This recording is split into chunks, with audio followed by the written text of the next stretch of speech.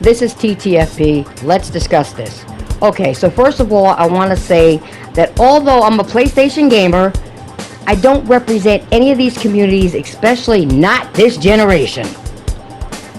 I cannot be part of any new age YouTube buddy system where people that can't make it at last gen on YouTube, can suddenly make it this generation because of Twitter Spaces, or because they choose to say things that make no sense, but sometimes, but somehow gets the PlayStation Nation's attention. That makes no sense to me. You see, it makes no sense that I can't even speak. What I miss is back when we gamed as a community. But these days, I see more and more so-called PlayStation gamers acting like Xbox fanboys last generation by keeping up with sales or having a 6-hour therapy session on Twitter or YouTube.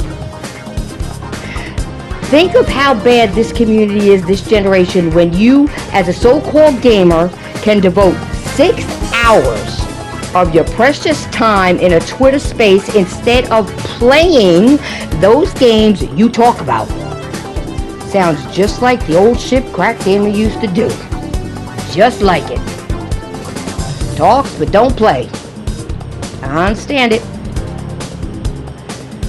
And just look at all this weird stuff that happened this year and how many PlayStation gamers took L's because they were making the moves on fake female gamers. But I'll digress. Let's get to the point of this video. Now, Sick Humor loves PlayStation, but he is tired of what he's seeing, and understandably so. But the bad part is, what he's seeing is only the tip of the iceberg. And I saw this, I saw this coming the moment the gaming community started doing Twitter Spaces.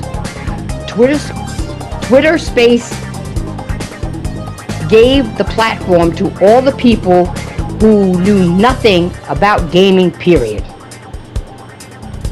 There are fraud Xbox gamers doing spaces with your favorites on YouTube, and all for the sake of entertainment or some clout.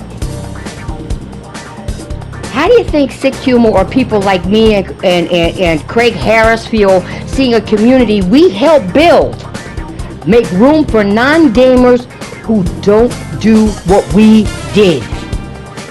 They ain't doing shit, but thinking they can talk about gaming and they don't even game. These clout chasers didn't do gaming challenges. They didn't play fighting games. They didn't beat any of the games we beat. They didn't do any giveaways like we did. They didn't help anyone out. But they're somehow invited to the table. And I'll keep it real. It's not all them. Because I see so many invite them to Twitter Spaces or podcasts. Why? I don't know. And I want to make this, I don't want to make this about being part of some fictional club, because it's not that. But in my eyes, people that seemed okay last generation are completely different. But in my eyes, people that seemed okay last generation are completely different. And the reason why it's a problem is because once there's no distinction between people that love gaming and people that talk gaming, is when these companies take more of our rights away, and there will be no one left to call them out on their shit. Now, I'm not cool with PS Plus Extra and all these new services, but I don't see that many people making a big deal about it. I'm not big on Sony going the streaming route either, but so many so-called Sony gamers won't even speak up. And I'm definitely not big on seeing PlayStation gamers hype up features that we don't even need in a traditional gaming space.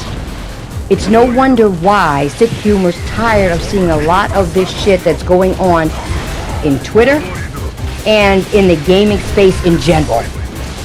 Okay? But with that said, I'll see Sick Humor on PlayStation 5, and I'll see y'all later. I'm out.